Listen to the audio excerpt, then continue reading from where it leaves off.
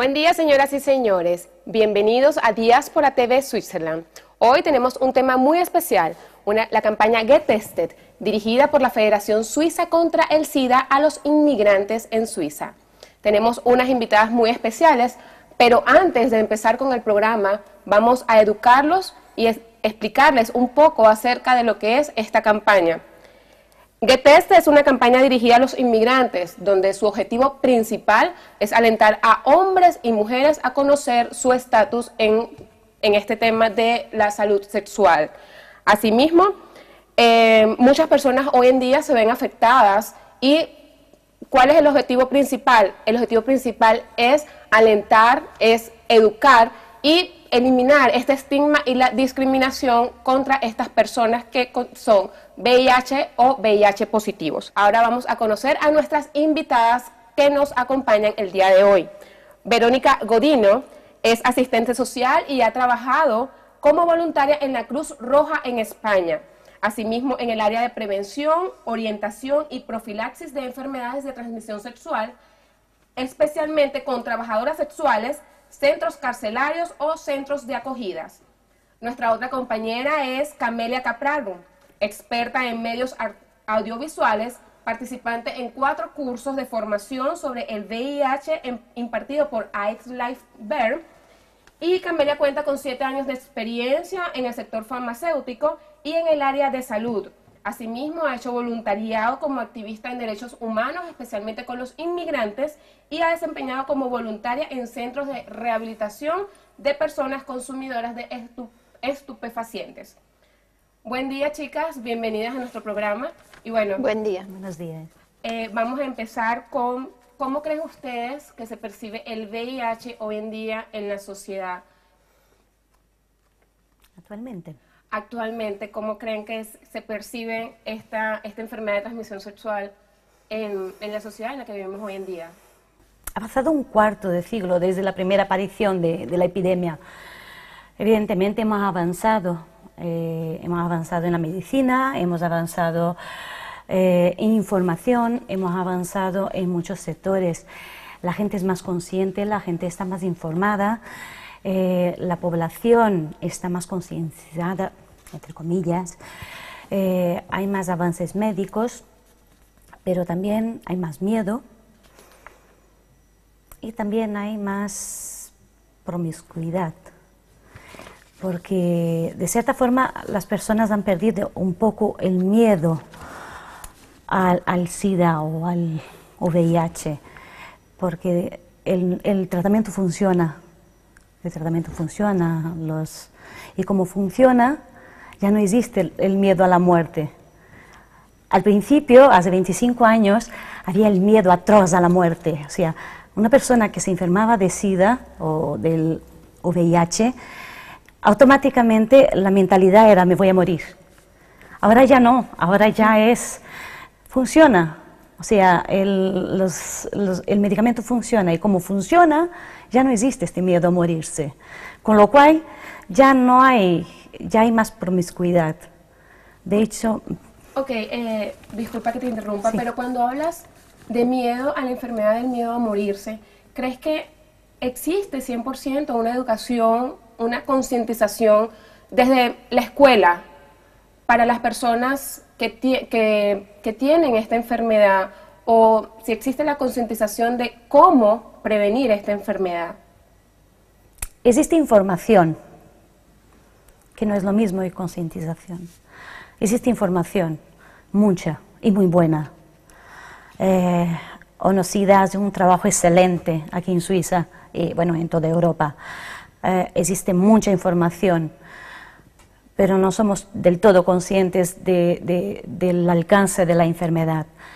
Todavía el ser humano somos bastante reacios a la juventud de hoy. Los jóvenes de hoy no han vivido en los años 80, no han vivido la devastación de la enfermedad en sus principios.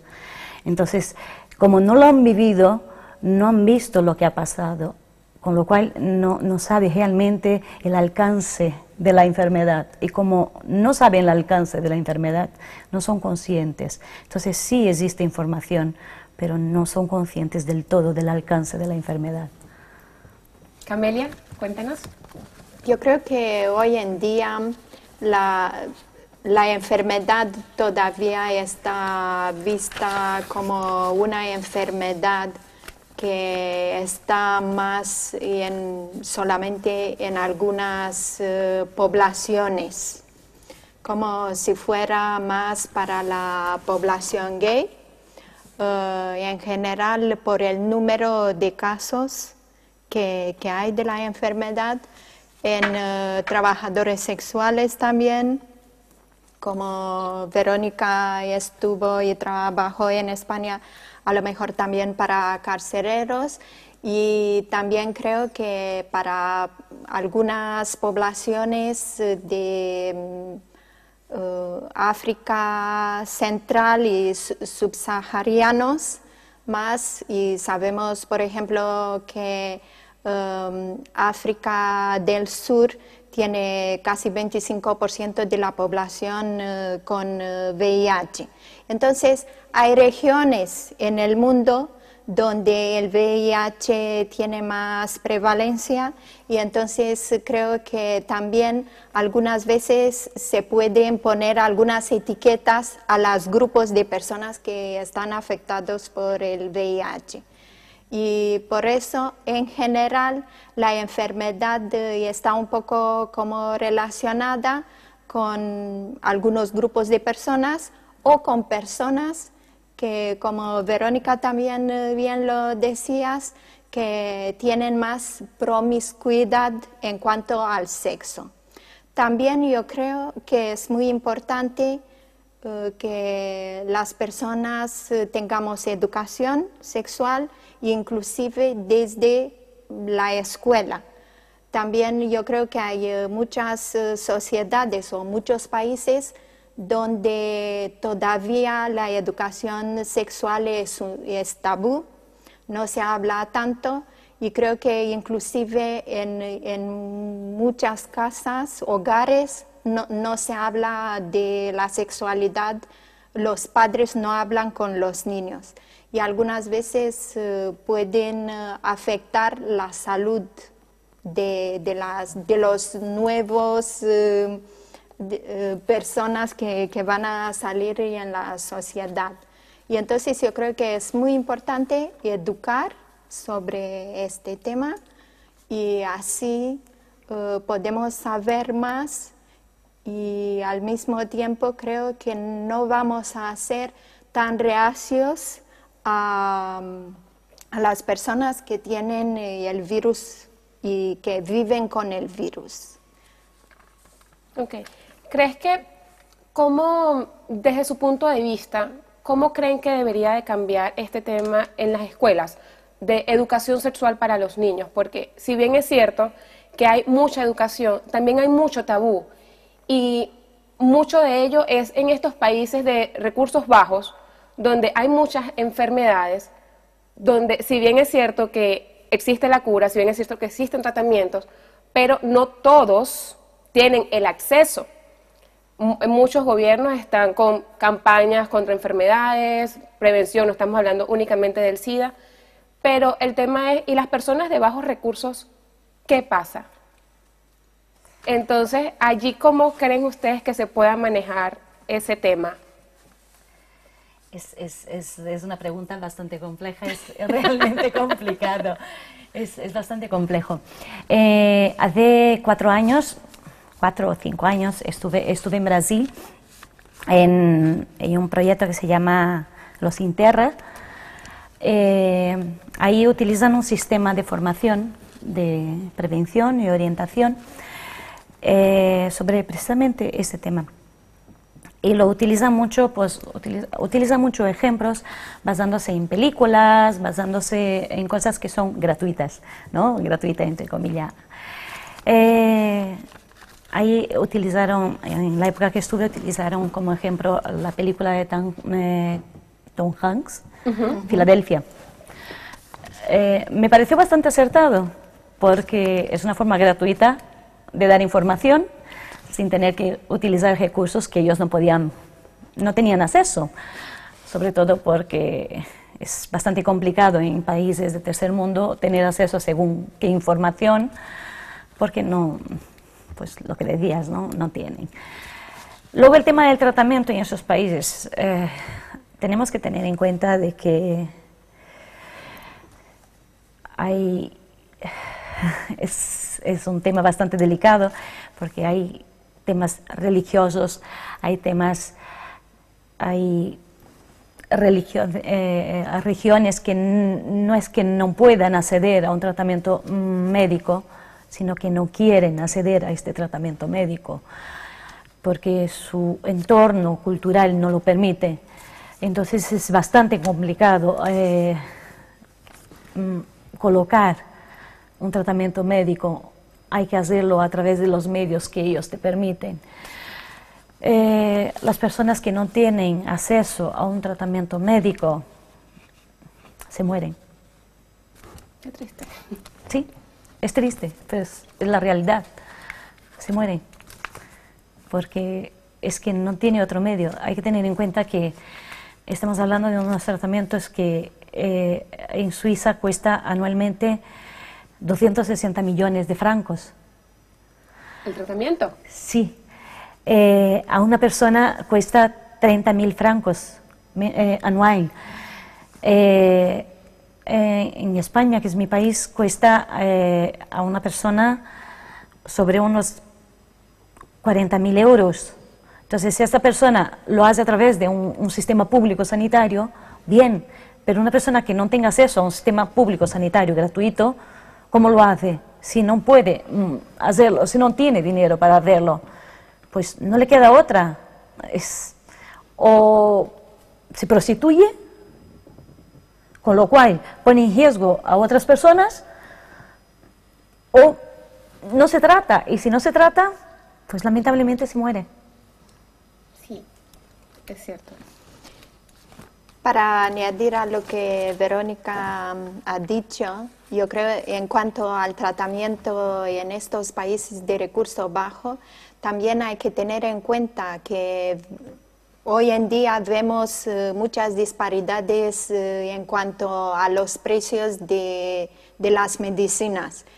Entonces, por ejemplo, si tomamos un ejemplo que la misma medicina puede costar en un país que tiene recursos, puede costar hasta 80.000 un tratamiento, el mismo tratamiento en un país de recursos bajos cuesta solamente 1.000. Y entonces la diferencia es enorme. Y eso es porque la industria farmacéutica aplica este tipo de estrategias al mismo tiempo para cubrir sus costes y claro, como es un negocio, tendrá que ganar algo también. ¿Y cómo lo hacen? ¿Y por qué algunas veces estas disparidades de precios entre un país y otro? Porque las fases de aprobación, de poner en mercado una medicina, pueden durar 10 o más años. Entonces, en los ensayos clínicos para una medicina, para que esté en el mercado y a la venta, pasa 4 fases de ensayos clínicos. Desde la primera fase, donde hay como 100 personas que están involucradas en el ensayo, hasta 1.000 en la tercera fase. Entonces, todo esto, por ejemplo, en el caso de VIH, la primera fase es solamente el testeo en humanos para ver cómo el cuerpo humano reacciona. Después la segunda, ya vemos si hay algunas contraindicaciones, si pasa algo, y en la tercera es cuando ven mejor los efectos secundarios. Y la cuarta lo ponían en el mercado y durante un tiempo vigilan qué pasa en ese tiempo con esta medicina, si hay más efectos secundarios o no. Entonces todo esto tiene un tiempo de desarrollar una medicina y los compuestos que ellos en general solamente cogen un compuesto para pasar por ensayos clínicos de 1000 compuestos. Entonces, 999 lo tiran a la basura y solamente uno lo utilizan en ensayos clínicos. Todo esto es mucho dinero, mucha inversión. Y entonces, por eso, la diferencia de precio, que de alguna manera y ellos tienen que recuperar la inversión que han hecho durante todo este tiempo.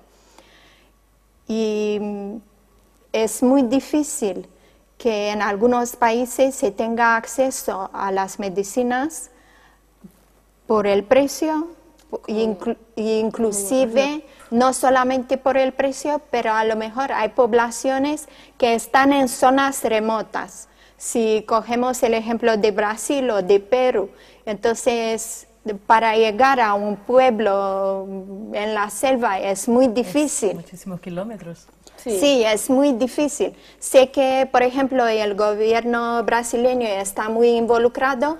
Cuando estuve en la conferencia internacional de Ámsterdam este año, he visto y el gobierno brasileño muy involucrado y ellos tenían un stand muy bonito, hasta hemos hablado con el representante del gobierno que estaba en el stand.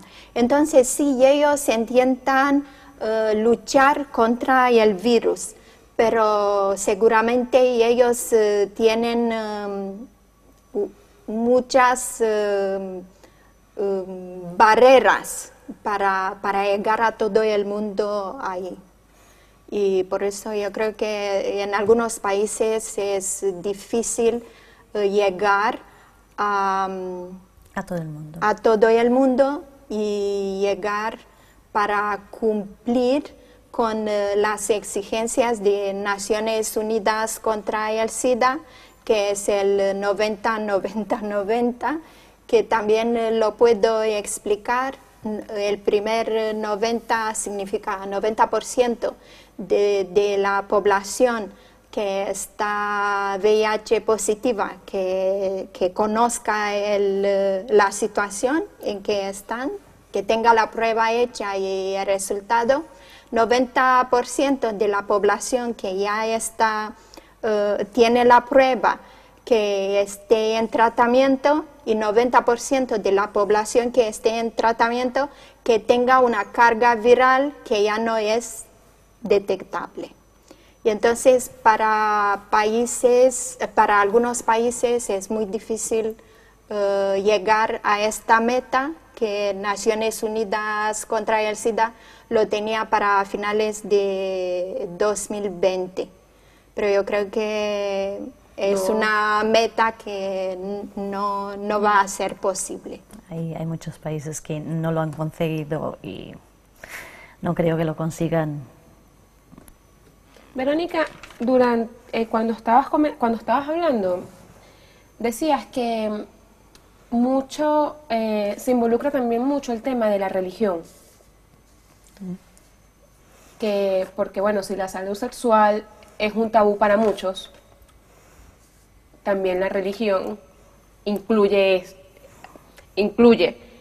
la sexualidad, incluye también hablar de un tema tan delicado como lo es el control de una enfermedad de transmisión sexual. La pregunta es para ambas. ¿Creen ustedes que existe alguna creencia o alguna cura que va dirigida directamente al tema de la religión? En España hay un dicho que dice: con la iglesia hemos topado. Sí, y en el caso del VIH es como si nos viene como anillo al dedo. A mí nunca me ha gustado mucho hablar del tema de religiones, ni de fútbol, ni de política, porque son temas bastante complejos. Delicados y complejos. Complejos y muy delicados. Pero sí, el tema, partiendo de la base que una persona enferma siempre se agarra un caballeando y o bien se va a un extremo religioso fanático, se pasa al fanatismo total, o bien se va al otro extremo, en el cual se deja totalmente la iglesia o la fe, pasa olímpicamente de cualquier tipo de fe, o sea, son dos extremos totalmente, pero sí existe en el VIH o en cualquier enfermedad, el tema religioso está muy involucrado. La Iglesia Católica ha creado, después de 25 años, un enfoque que lo llaman ABC. Sí, lo he escuchado. Lo has escuchado. Fidelidad, creo que es fidelidad. Como no soy católica, Sí, lo desconozco. espérate, lo tengo apuntado por aquí. Para ellos es prevención, abstenerse, ser fiel y usar preservativo. Ha llegado tarde, 25 años, pero bueno, más vale tarde que nunca. Abstenerse, Ser fiel y usar preservativo. Y usar preservativo. Sí, ellos antes tenían lo que era abstenerse antes del matrimonio y fidelidad durante el matrimonio. Este era su enfoque ABC durante muchísimos años, toda la vida, ¿no? Y a raíz del tema del SIDA, pues han añadido el usar preservativos. Bueno, sí. Perdona que te interrumpa. Porque tú hablabas de la iglesia y el ABC, por ejemplo, yo pensaba en la prevención en general. Para la prevención de una enfermedad de transmisión sexual o del VIH, también yo me he hecho mi ABC.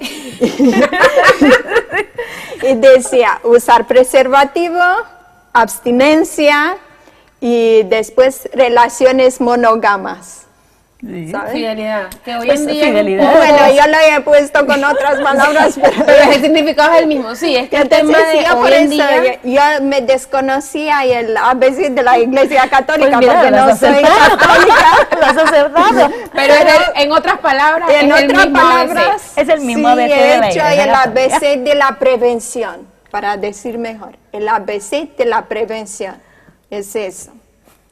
Usar Pues, preservativo, estar en monogamia. una monogamia y después abstinencia en el caso que no tienes monogamia o algo Que no así. tienes pareja, el caso de abstenerse y si tienes la pareja, usar siempre preservativo. Porque el tema es, yo digo siempre que el tema es, me cuido yo, te cuido a ti. Ok, si quieres estar con otra persona, cuídate tú, cuídame a mí. Entonces ya es como que vamos a hacer como una cadena de toda la Vamos cosa. a cuidarnos Yo mutuamente todos, sí, yo ¿no? pensaba en relaciones monógamas, además ponía como comillas, relaciones monógamas con personas que se han hecho la prueba antes de tener la relación monógama. Claro.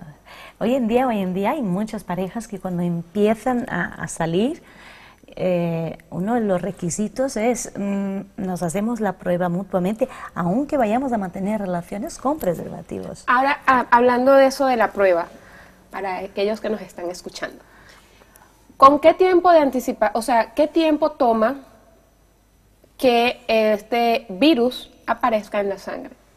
Una persona A tuvo relaciones con una persona B y esta persona B estuvo infectada. Obviamente no mantuvieron relaciones sin preservativo.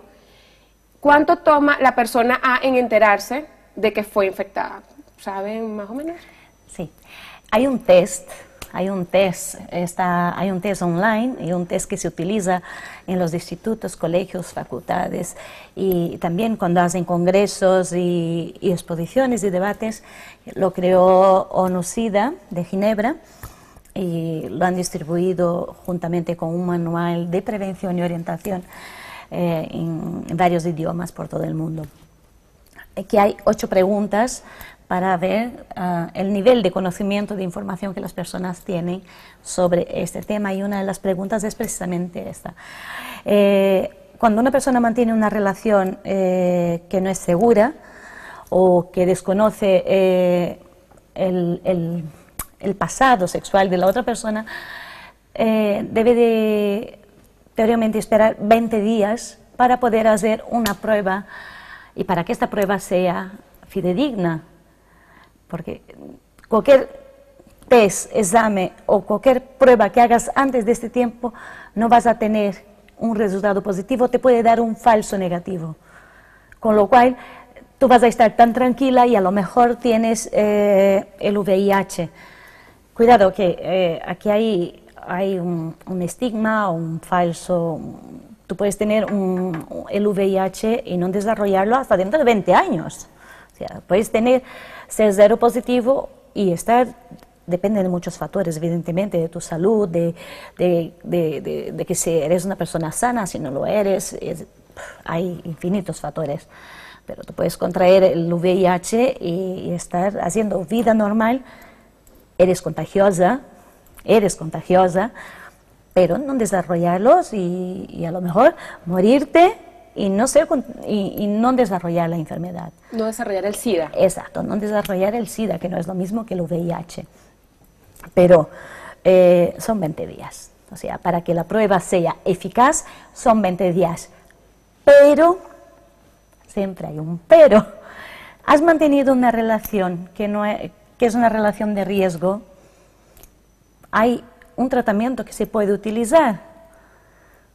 Hay el Targa, que es un tratamiento, es un antiviral que puedes utilizar, que se utiliza cuando hay una violación, cuando una mujer o un hombre o lo que sea, ha habido una violación en los hospitales, hay un tratamiento de 28 días, ¿vale?, que se empieza a utilizar a partir del día siguiente de la violación o de la relación. Has mantenido una relación con una persona que no conoce, que desconoce su pasado sexual y tienes duda o en este momento, pues yo qué sé, te has tomado una copa de más y se te fue un poco la cabeza. Y hubo una noche loca. O una noche loca y oye, inclusive te has puesto los medios, los preservativos, tú has puesto todos los medios, pero oye, un accidente. Sí. Te falló el preservativo, pues no pasa nada. Al día siguiente al hospital, no vas a hacer la prueba evidentemente, pero sinceramente con el médico de urgencia me ha fallado el preservativo, una relación sexual con una persona que desconozco su pasado sexual, me gustaría empezar el tratamiento del VIH y automáticamente se te pone un tratamiento del VIH. 28 días tomando el tratamiento del VIH, que es en la jerga homosexual la pastilla del día después. Ok, Camila, ¿tú conoces este tratamiento? Sí, conozco el tratamiento y también quería decir lo que dice Verónica sobre el cuestionario que Naciones Unidas SIDA lo ha impartido por ahí. Aquí en Suiza, en la página lovelife.ch, tienes el Sex Safer Check y ahí tienes preguntas para ver si has estado en una situación de riesgo o no. Y entonces puedes hacer ese chequeo y con la respuesta te ayuda de alguna manera y te guía si tienes que hacer la prueba o no. Y en cuanto a tratamiento, y en el caso que tuviste una relación sexual de riesgo, como decía Verónica, que no te has dado cuenta, que lo has hecho sin preservativo o que ha sido un accidente y que el preservativo se ha roto, ha sido una violación o cualquier cosa, hay tratamiento que se llama PEP, que es una profilaxis post-exposición, que como has dicho, se toma 28 o 30 días y se puede hasta tomar, tienes que empezar el tratamiento en los siguientes 72 horas desde el momento que tuviste la relación de riesgo. También otra medicina que es también eficaz, pero no en el caso que tuviste una relación de riesgo, sino que en el caso que sepas que podrás tener relaciones de riesgo, se llama PrEP, que es preexposición, profilaxis preexposición, y entonces es como que un tratamiento que te lo tomas todos los días si tú sabes que puedes estar en una situación de riesgo. En general, creo que este tipo de tratamiento son para los trabajadores sexuales. Trabajadores de la calle, trabajadores sexuales. Porque ellos saben seguro que casi todos los días están en riesgo. Están expuestos. Que están muy expuestos y entonces sí que ellos utilizan esta medicamentación para no estar en riesgo. También lo utilizan personas que son transexuales y algunos hombres que tienen sexo con hombres también. Sí, en el sistema carcelario se da mucho este tratamiento, no porque saben que van a tener relaciones de riesgo, sino para evitar, porque se sabe que hay violaciones en las cárceles. Entonces se aplica mucho este tratamiento porque sabe que de una forma o de otra siempre hay violaciones en las cárceles. Entonces es una forma de impedir de alguna forma las epidemias del VIH dentro de las cárceles. Y también porque comparten agujas de drogas, de tatuajes, de piercings dentro de la cárcel. O sea, el sistema de esterilización no es el más eficaz. Como hacen tatuajes, hacen piercings, pues ya es un Además, tratamiento ellos no que se son utiliza profesionales mucho. para saber Exacto. cómo trabajar hacerlo. con esto. Sí. Exacto. Yo creo solamente para hablar de este tipo de tratamiento, del PrEP y de PEP, sabemos que existe, pero yo no lo recomendaría. Entonces, lo mismo, recomiendo el ABC. Abstenerse, cuidarse y fidelidad. Sí, entonces yo recomiendo el ABC que utilizar este tratamiento y que hacer uso de este tratamiento. ¿Por qué? Por los costes que representa, que a lo mejor en algunos países inclusive el Estado no lo cubre, y entonces, o el seguro médico no lo cubre, y también por los efectos secundarios que tiene. Ahí iba yo ahora. Tiene muchos efectos secundarios.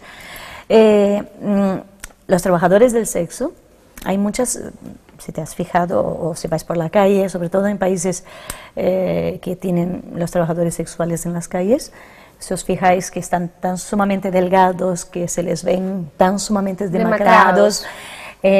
Muchas veces decimos, este está enfermo, o tiene el VIH, o tiene el SIDA, o tiene, ese está demasiado... Muchas veces no es precisamente por tomar el tratamiento. Tiene demasiados efectos secundarios, desarrollan determinadas enfermedades. Una cosa es que se tome por una violación o porque en un momento dado te hayas visto en la situación de que hayas mantenido una relación de riesgo sin quererlo, ¿no? Por accidente. Otra cosa es que tú te veas involucrado en una situación constante y lo toman como medicina, me imagino. Exacto. O sea, lo toman así a diario como un vaso de agua. Una cosa es que te vean en situaciones constantes de riesgo porque, mira, como tengo el PEP, pues me lo tomo, ¿no? Pues mira, no. Entonces, en estos casos no se recomienda, ¿no? Como lo hacen ahora mismo los trabajadores del sexo. Evidentemente no está indicado. En cuanto hablamos al riesgo, si tuviste una relación de riesgo, ¿cuánto tienes que esperar para hacer la prueba? Eso, como decías, depende hasta que la enfermedad, la primera infección, como si fuera, sea en tu cuerpo para que tú te das cuenta. Habrá personas que se dan cuenta, otras que lo tomarán por un resfriado o por cualquier otra cosa. Yo creo que hay también en la página de Love Life un servicio que, por ejemplo, si alguien está seropositivo o tiene cualquier enfermedad de transmisión sexual, puede notificar a las personas que tuvo sexo sobre sus problemas de manera anónima. por utilizando SMS, por email o por, no sé, por otros medios como teléfono o digitales. Y puedes hacerlo de manera anónima. Por ejemplo, a lo mejor algún día si tienes muchas parejas, muchos encuentros, a lo mejor algún día encuentras un mensaje en tu teléfono y te dice, mira, tuviste una relación con una persona que está enferma. Y entonces seguramente en ese momento vas a ir al primer centro, que aquí en Suiza hay muchos centros locales donde puedes hacer tu prueba, y entonces ahí te aconseja y lo vas a hacer. Hay muchos países que han desarrollado ya sistemas en el mismo ambulatorio que acude a una persona que está contagiada. Ahí dan los datos de sus exparejas que han tenido. Y el mismo ambulatorio, de forma anónima, se le envía certificados, cartas, notificando que comparezca, citándolos a comparecer en el ambulatorio para hacer las pruebas. Hoy en día, por la misma falta de información, hay una confusión de que eres VIH positivo o tienes SIDA. Entonces, te haces la prueba, entonces ya sale, tengo SIDA. ¿Cuál sería esa recomendación o esos dos conceptos que nos ayuden como que a aclarar qué es VIH positivo, qué es SIDA? Porque ya cuando las personas se realizan, lo primero que dicen es, tengo SIDA. No. El VIH es el virus, es el virus el que provoca la enfermedad, ¿no? Cuando una persona contrae la enfermedad, tiene el VIH, es cero positivo, o sea, tiene la enfermedad, es contagioso a partir de este momento, desde el minuto cero que se ha contaminado, es contagioso, o sea, puede contagiar, si mantiene relaciones con otra persona, puede contagiar a través del semen, de la sangre, a través del parte, de la leche materna. La forma de contagio es indiscutible, ¿no? Son 4 o 5, pero muy precisas. Muy precisas. O sea, fluidos. Sí, fluidos vaginales, fluidos rectales. El parto directo, no la cesárea, el parto directo, la leche materna, las relaciones sexuales, mientras en contacto directo, no con preservativos, en contacto directo, y punto. O sea, eso es muy conciso. No se contamina dando abrazos, dando besos, compartiendo una charla, compartiendo el ambiente laboral. Pero sí compartiendo agujas. Sí, compartiendo agujas, sí, porque hay un contacto sangre con sangre, o sea, eso sí. Pero cuando hablamos del VIH y SIDA, es que el VIH es el virus de la enfermedad, ¿vale? Es el virus que consume las células CD4, o CD4 o célula T, el que da lugar a las enfermedades oportunistas, ¿no? Cuando una persona está contaminada, las enfermedades oportunistas, desde la gripe, las fiebres, cualquier enfermedad, por pequeñas que sean, como el sistema inmunitario está tan débil, tan frágil, por no decir que ya no existe, porque las células CD4 es el sistema inmunitario, automáticamente una fiebre se transforma en una neumonía, un rasguño se transforma en una úlcera, una gripe se transforma en una neumonía, cualquier cosa se puede transformar en un cáncer. O sea, el sistema inmunitario deja de existir, o sea, estás desprotegida totalmente. Pero eso no significa que tú estés desarrollando la enfermedad. tu sistema depende mucho de tu salud. Los factores que influyen en que tú desarrolles o no esta enfermedad es tu salud, tu físico, la alimentación, la cabeza, cómo funcione, tu entorno laboral, tu entorno social. O sea, todo eso influye en que tú desarrolles o no el SIDA. Ahí ya entramos en el SIDA, síndrome de la inmunodeficiencia adquirida. Esta ya es la enfermedad en estados más o menos avanzados. Entonces, cuando estás realmente enfermo, o sea, hay un proceso, empiezas con síntomas, ya tienes síntomas de la enfermedad, ya te cuesta respirar, ya tienes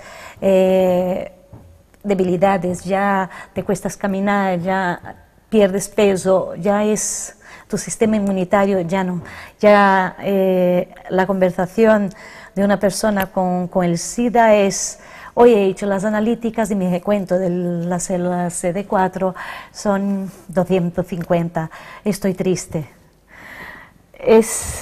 Cuidado, el recuento de las células CD4 de una persona puede variar dependiendo del estado, de la estatura. O sea, puede ser de 500 a 700, lo que la mayoría de la gente no sabe y se creen que tener 300 es tener poco.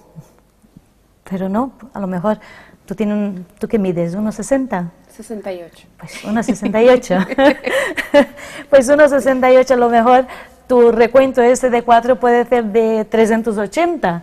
Si tú estuvieras enfermo, estuvieras enferma, tener un recuento CD4 de 300 y no tuviera conocimientos, para ti sería nada, pero realmente estarías dentro del padrón normal. Es desconocimiento, estigmas. Camelia. Yo creo que eso queda claro. El VIH es solamente el virus. Y puedes vivir con el virus durante toda la vida sin desarrollar la enfermedad que es el SIDA. Solamente desarrollas la enfermedad, muchas personas lo pueden desarrollar más pronto, otras más tarde, según Verónica decía, dependiendo de tu salud en general, de muchos factores. Y entonces, si estás en tratamiento, entonces a lo mejor nunca llegas a desarrollar el SIDA y podrás morir de vejez, de un ataque, de cáncer, en un accidente peatonal, de cualquier cosa menos del SIDA, si tú ya estás en tratamiento. Únicamente es que toda la vida, en este momento, como no hay una cura definitiva, toda la vida tienes que tomarte el tratamiento. En cuanto al tratamiento, ¿qué pasa? El virus, el VIH, es un virus muy inteligente que muta mucho también. Entonces, tienes que hacer como una combinación algunas veces, pero los médicos ya te recomendarían cuál es la mejor para ti. Entonces muchas veces vas a tener que cambiar los compuestos activos de tus medicinas.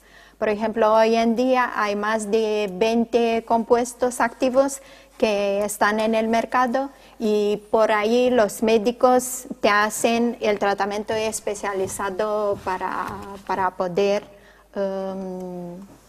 tratar y llevar los niveles de tu carga viral del VIH a un nivel que no es detectable. Inclusive en el momento cuando tú ya estás en un nivel que no es más detectable en tu sangre, puedes inclusive tener relaciones sin preservativo y sin pasar la enfermedad a tu pareja. También puedes tener niños sin ningún problema. Sin ser contagioso. Y entonces, esa es una noticia muy buena hoy en día, porque hace años esto no existía y era imposible y la gente se moría. También desde cuando VIH existe o estamos conscientes que existe, se han muerto ya 39 millones de personas. Y hoy en día en el mundo tenemos 37 millones de personas que tienen el VIH. De los que se conocen. De los que se conocen. Que sepamos. De los que sepamos, exacto. De los que sepamos y que según Naciones Unidas, los 90-90-90, y estamos solamente, déjame mirar, de los que conocen, que tienen, estamos como, y ellos dicen que estamos en un 75%.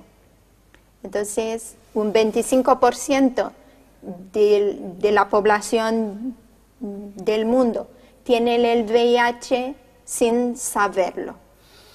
Y de los 65% que saben que tienen el virus, solamente 79% está en tratamiento, y de los 79% que están en tratamiento, 81% tienen los niveles de la carga viral en niveles no detectables. Hay que tener en cuenta también que tenemos un porcentaje pequeño, pero tenemos un porcentaje de enfermos, de personas contagiadas de la época de los años 80, que es un grupo de personas dormidas que no saben que están contagiadas. O sea, de la época del boom de la epidemia, y estas personas no son conscientes de que están contaminadas. Es un tema. Sí, es un tema bastante amplio. Y por ejemplo, solamente para añadir algo, por ejemplo, hoy en día, por ejemplo, a finales de 2017, las estadísticas han dicho 1.8 millones de nuevas infecciones. A finales del 2017. Sí, han sido 1.8 millones de nuevas infecciones. Y por eso, si ya tenemos personas en tratamiento que no están más contagiosas, ya saben su situación en cuanto al virus, entonces sí, ahí tenemos una diferencia que todavía hay por donde todavía se producen nuevas infecciones en un número tan grande. Pero bueno, no todos son malas noticias. Hay buenas noticias. Tenemos dos casos. Sí. Tenemos a dos casos. ¿Cuáles casos? Que En el mundo, de que ha desaparecido totalmente la enfermedad. Lo tenemos aquí al lado, en Francia. Y otro en Alemania, yo creo que fue. ¿Sí? Sí, yo creo. Ha sido un caso. ¿Qué pasa? Que hay 1% de la población que es inmune. Tiene una enzima que es inmune al virus. Sí. Bueno, hay un médico, doctor Didier, creo que se llama, ¿no? Doctor Didier, francés, del Instituto INSERM de Francia. Descubrió, bueno, hay dos personas que después de hacerle distintas pruebas, y resulta que después de 10 años estudiándolos a estas dos personas, hace un año publicaron en una revista a nivel mundial y han conseguido, o sea, están totalmente limpias, no tienen el virus, no tienen absolutamente nada en la sangre, o sea, han conseguido eliminar totalmente, o sea, están totalmente limpios de. Pero esto fue siguiendo un tratamiento, nada más tenían el virus o ya tenían el con una enzima de su propio cuerpo. O sea, sacaron una enzima de su propio cuerpo y hicieron una vacuna. Y a raíz de ahí, tratándolos con esta misma enzima, pues consiguieron curarlos. Todavía está en la fase, las fases que ha dicho ella, en las 4 fases famosas, pero ahí está, son muy buenas noticias, son dos personas, pero por algo se empieza, ya por lo menos hay como que una esperanza de que, bueno, sí existe la cura y sí hay personas que se puedan curar siguiendo un tratamiento, y bueno, y El cáncer empezó así, empezamos con una persona y fíjate, hoy en día tener un cáncer de mama es nada. Es nada, solamente con tratamiento y con prevención. Todo con prevención se puede tratar. Exacto. Y No, ese es yo el también tema. soy optimista que si con los avances de hoy en día de la industria farmacéutica, seguramente muy pronto vamos a encontrar una cura definitiva. Sí. Hoy en día Porque, por ejemplo, lo mismo con la hepatitis C, si eso hablaba hace años, no existía ninguna cura y hoy hay varias. Y entonces, y no tan con efectos secundarios como el interferón, sino hay las nuevas medicinas, Solvaldi o Abroni, son solamente te tomas una medicina y después ya estás curado y los niveles de respuesta son muy altos, son de 90% o algo así. Y entonces también hay que ver siempre la coinfección en el VIH también, porque hay muchas personas que están coinfectadas con otras enfermedades. Por ejemplo, hay muchos que están coinfectados con hepatitis, y entonces también el tratamiento es más difícil. Y también si tienes otra enfermedad sexual como clamidia, gonorrea, sífilis, y tienes el VIH, todo se complica. Inclusive el tratamiento para esas enfermedades que para una persona normal te tomas, yo qué sé, antibióticos unos días. En el caso de una persona que tiene el virus, el tratamiento tiene que ser de larga duración y es mucho más difícil que se cure. También, hablando de coinfección, los médicos han dicho que tienes más riesgo de infectarte con el VIH en el momento que tú ya estás infectado con otra enfermedad de transmisión sexual. Y entonces, si el riesgo, por ejemplo, en el caso que tienes herpes de manera aguda, que tienes las llagas del herpes en ese momento, aumenta 16 veces la posibilidad de contraer el VIH si tú tienes una relación sexual con una persona infectada. Porque muchas veces el VIH puede transmitirse desde del primer coito, como si fuera, o puede llegar a tener hasta 3.000 o 10.000 relaciones sexuales con la misma persona infectada y tú que no te infectas. Pero claro, eso depende de muchos factores. Pero en el momento que tú tienes el herpes, ya incrementa la posibilidad de infectarte. Y para el sífilis, por ejemplo, si tienes el sífilis, la otra persona tiene el VIH, la posibilidad de coger el VIH es como de 5 veces mayor también. Y entonces, por eso yo creo que usar preservativo es es la mejor solución. Es la mejor solución para cuidarse y prevenir. Y si no tienes pareja, quédate tranquilo. Enfoque ABC. Enfócate en el ABC. O si vas a empezar con una persona, como vas a empezar a trabajar conmigo de otra manera, entonces dame tu currículum y con una prueba de por medio. O sea, si no está la prueba, bueno, vamos a ver cómo funcionamos. Hablando de pruebas y hablando de estos avances que se han hecho, recientemente salió el kit de autoevaluación, de autotest, que la persona se lo puede hacer directamente en casa. Ya no estamos de que, bueno, tengo que ir al ambulatorio, me da pena, me da vergüenza, me van a ver, ya me van a tildar que tengo, ya me van a empezar a ver con malos ojos, y eso es otro tema que vamos a tocar más adelante. Pero ¿me pueden hablar un poco acerca de este kit de autoevaluación que una persona se puede hacer en casa? ¿Desde cuándo está en el mercado? ¿Dónde se puede obtener? Y bueno, ¿cómo ¿es 100% seguro o cómo se hace la cuestión? Sí. El autotest VH, se llama así, tal cual. En Suiza es de la Casa Menfa. Okay. En Suiza ha salido el 18 de junio de este año, a pesar de que está aprobado desde el año pasado. Cuesta 67 francos con 10. Más caro. Se vende sin recetas Okay. en las farmacias, droguerías y a través de las páginas online. Aunque el gobierno recomienda que se compre en farmacias y droguerías, más que nada para evitar las falsificaciones y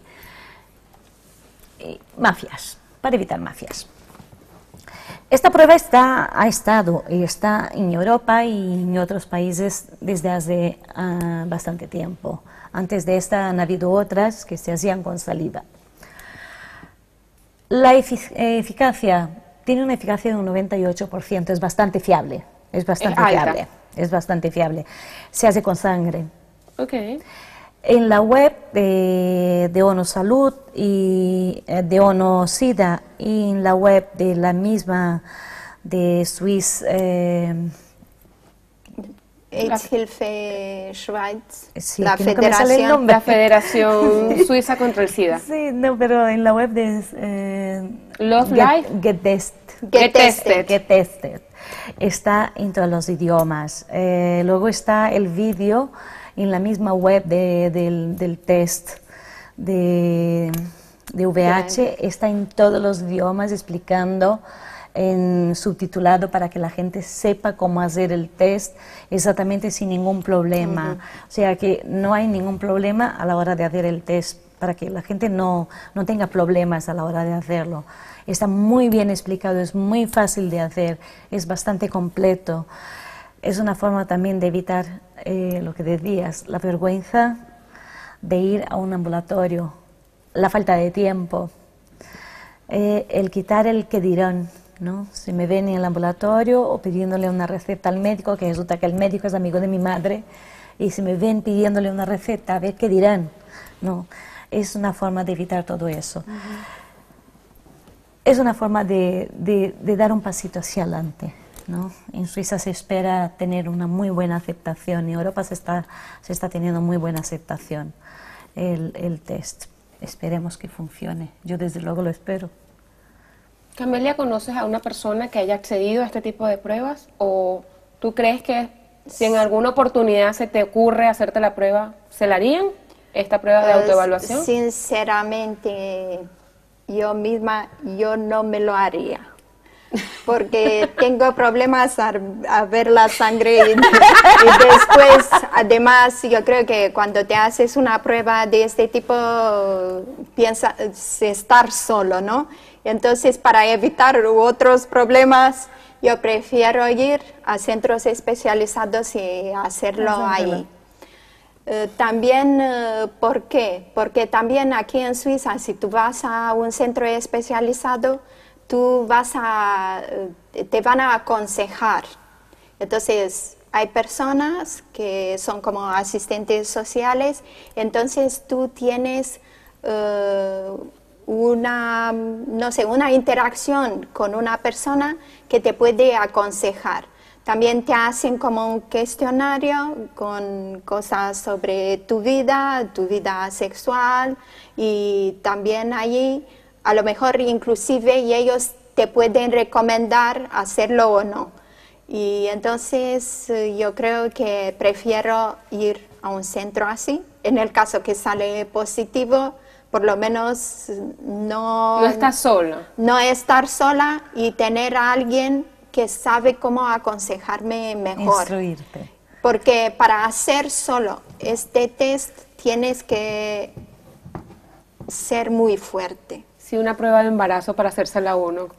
Sí, yo creo que en cuanto al kit, que está muy bien, yo creo que en general a lo mejor esto ayudará más conseguir el 90% de personas que están con el VIH, que saber la situación en que están, y entonces también a lo mejor hay grupos en riesgo que es más fácil comprar test y hacerlo de vez en cuando en lugar de ir todos los días a un centro especializado y perder una hora a lo mejor estando allí. Pero yo personalmente, yo prefiero ir por lo tradicional. Por lo tradicional. Pero esta es solamente mi elección. También yo quería decir que hay un tema en cuanto a la campaña Get Tested, que está dirigida a los inmigrantes, que sabemos que es como 3 pilares: hacer la prueba, acceder al tratamiento en el caso que estás enfermo, y también conocer la terapia y la esperanza de vida.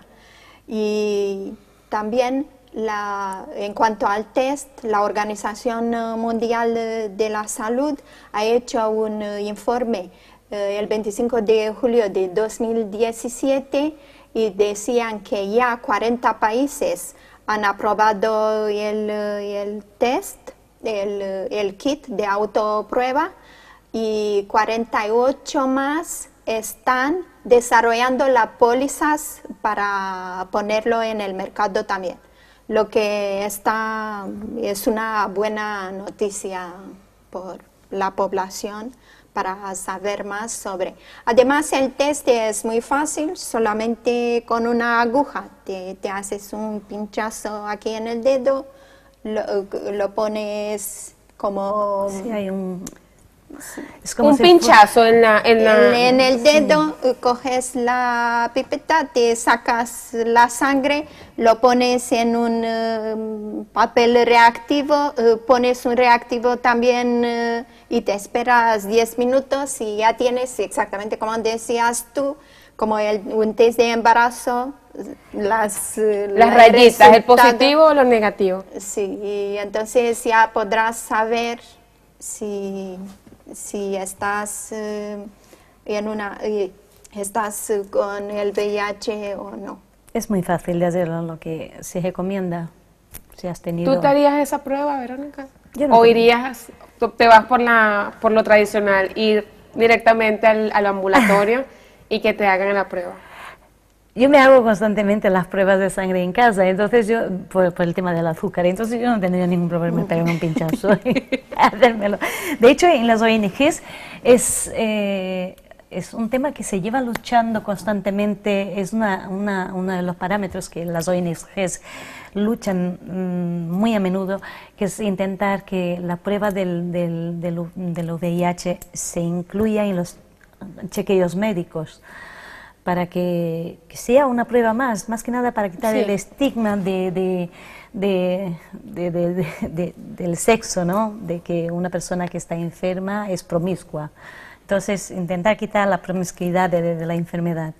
Es una de las cosas que las ONGs llevan intentando meterla desde hace muchísimos años, que la prueba se haga con regularidad en un chequeo médico, que sea algo rutinario. Sí. Entonces, el hacerla, yo no tendría ningún inconveniente de hacerlo. Sí, en Venezuela generalmente cuando tú vas a tener una operación, bien sea por estética o por temas de salud, te mandan a hacer todo el chequeo médico, la hemoglobina, todo este chequeo, y también te incluyen la prueba del VIH, para saber cómo... Y la gente va normal, estos son todos los exámenes, y no hay ese estigma. Pero ahora vamos a pasar al tema de la discriminación y el estigma, que estamos hablando de estigma. ¿Creen que existe discriminación y estigma para las personas con VIH positivo y para las personas que ya tienen la enfermedad como tal, el SIDA? Sí, yo creo que hoy en día existe, y más por desconocimiento y por no hacer eso más fácil, lo que decía Verónica. Pero quería añadir que si una persona que está seropositiva siente que está discriminada, aquí en Suiza hay en la página web de AIDS-Hilfe Schweiz la posibilidad de reclamarlo, de reportarlo. Entonces, si te sientes discriminado o alguien ha pasado la barrera de tu privacidad, tú lo puedes notificar, denunciar. Y esto es muy importante. Yo creo que ayuda a las personas saber que tienen un marco legal y un apoyo al mismo tiempo. Que los protege. Que los protege. Pero yo creo que también está el tema, y me gustaría comentarlo contigo, Verónica, el tema de la aceptación. Ok, el tema es, ¿lo puedo aceptar yo? O sea, hay personas que realmente aceptan la enfermedad y esperan ser aceptados en la sociedad. ¿Conoces algún caso que nos puedas comentar de que, bueno, puedo decir, bueno, sí, yo los acepto tranquilamente, pero cuando realmente encuentras a una persona o un amigo, mira, soy VIH positivo, no, ya no me toques, ya no podemos tomar del mismo vaso, porque creo que también es falta de educación, como decía Camelia, no me puedes abrazar, no me puedes besar y ya. Sí. Eso es el pan de cada día. Nosotros que trabajamos con este tema a diario, que hemos trabajado con este tema a diario, lo hemos visto infinita de veces. Hay un caso personal, un caso de un amigo nuestro que se ha contagiado, es homosexual, se ha contagiado y lamentablemente perdió el trabajo, se ha quedado sin amigos, parte de la familia, cuidado, estamos hablando de algo muy, bastante, en mi opinión, ¿no? Algo muy serio, parte de la familia lo abandonó. Y para mí es algo que me pareció tan irreal, que su misma familia lo abandonara, ¿no? Hace pocos años había venido a España, había estado ahí en nuestra casa con nuestros amigos y que de repente nos enterásemos de que estaba contagiado y que sus amigos ya no le hablaran, que perdiera su trabajo. O sea, cuidado, solamente por tener el virus no había desarrollado la enfermedad. Es una persona sana, es una persona que hace deporte, es una persona que se alimenta, pues los deportistas no toman alcohol, no toman drogas, pues una mala relación, que ha tenido la desgracia de que le pasara eso. Se quedó sin trabajo, evidentemente sin trabajo no se podía permitir el acceso al tratamiento. Pues al no poder permitirse el acceso al tratamiento, la enfermedad evoluciona. Al evolucionar la enfermedad por no permitirse el acceso al tratamiento, evidentemente se le nota en el físico. Al notarse en el físico, se quedó sin amigos, sin familia. La gente no le daba la mano, la gente se apartaba de él. Entonces sí, existe estigmas, existe discriminación, y el que diga que no está mintiendo, el que diga que no, si yo, un amigo dijera que tiene el VIH, yo no lo apartaría, te apartas. La gente tiende a cerrar la mente en el momento que alguien dice que está contaminado, porque el miedo es más fuerte que la enfermedad. Que la enfermedad o que cualquier otra cosa, porque automáticamente te imaginas es la muerte, o sea, el miedo a la muerte está ahí. La gente automáticamente se cierra de mente, se cierra de mente y se imaginan mil cosas, que le voy a dar la mano. Y empiezan las neuras, ¿no? Ayer comí con él y espérate que ayer le di un abrazo y estaba sudando. ¿Me habré contagiado? Uf, espérate. Uy, que he compartido la botella de agua. ¿Me habré contagiado? O sea, neuras. Existe la discriminación en el siglo XXI que estamos, donde hay muchísima información, donde deberíamos ser conscientes, donde se supone que deberíamos ser conscientes de que una persona que está aislada socialmente empeora y no mejora, pero aún así la seguimos aislando, cuando deberíamos realmente acogerla, deberíamos darle más apoyo social, ser más sociables, que cuanto más sociables somos, mejor personas somos. Exacto. Yo quería también decir, como tú decías, mira que esta persona era deportista, una vida muy sana, pero tuvo una mala relación. También aquí en Suiza hay un marco legal que en el caso que tú sabes que estás con el virus, pero y no estás en tratamiento y sigues manteniendo relaciones sexuales con otras personas, tú puedes estar impunible de una... Judicialmente. Judicialmente. Y entonces, solamente las personas que están en tratamiento con niveles de la carga viral no detectable, si ellos tienen sexo sin protección, entonces en ese caso no tendrán ningún problema judicialmente. Pero hay que tener mucho cuidado también, y por eso está bien ser consciente de tu situación, y en el momento que estás, algunas veces sí está bien compartirlo, por lo menos con tu pareja, que eso puede llevar a otros problemas añadidos. En el caso en que tú sí estás con el VIH, pero no lo sabes, no sabes tu situación y se lo pasas a otra persona, y entonces sí que no tienes no tiene culpa judicialmente, no tiene culpa judicialmente. Pero en el caso que sí que lo sabes y además que no estás en tratamiento, sí te metes en un problema también a este nivel, no solamente a otros niveles. Sí. Esta ley que existe aquí en Suiza prácticamente es una ley a nivel europeo. Hay muchos países de Sudamérica que también la tienen. En Estados Unidos hay muchos, no sé, en tu país, hay muchos países que la tienen, que es precisamente para evitar, ¿no?, lo que le ha pasado a este chico. Lamentablemente, una forma de intentar proteger a las personas, pero una vez estás contagiado ya no se puede hacer. Bueno, yo creo que mejor la prevención, y hay muchas maneras de prevenir, no solamente el ABC, también a nivel de gobiernos, no solamente con las campañas que se hacen como el Get Tested o Love Life aquí en Suiza, pero hay otras maneras que podemos tomar las buenas prácticas de un país y utilizarlo en otro país también.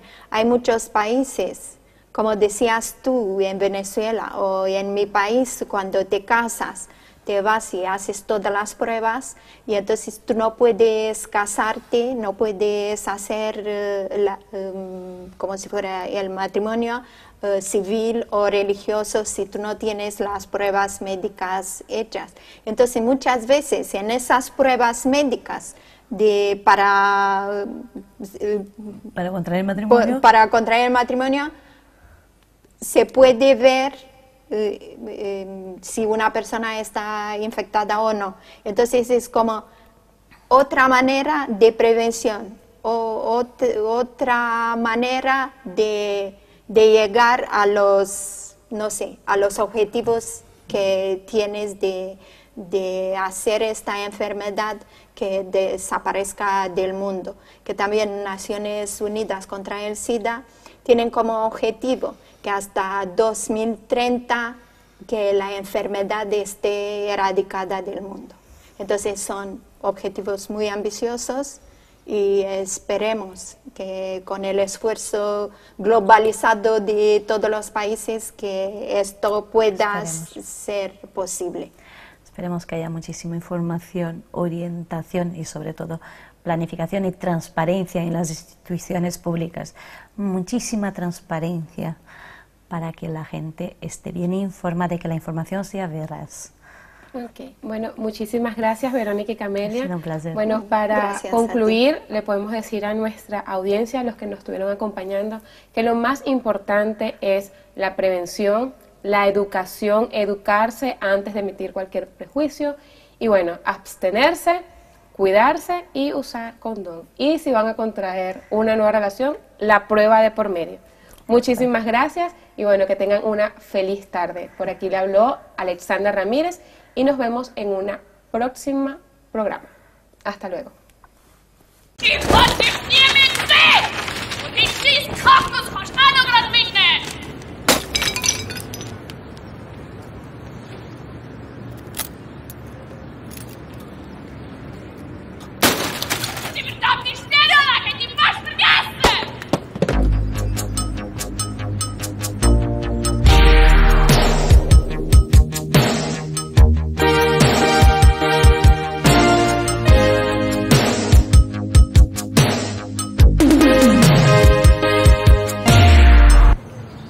brauchst eine neue Stereoanlage.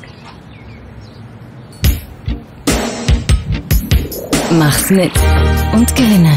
Zum Beispiel eine Stereoanlage von Panasonic. Gewinncodes jetzt auf den Kondomen von Love Life. Infos auf lovelife.ch.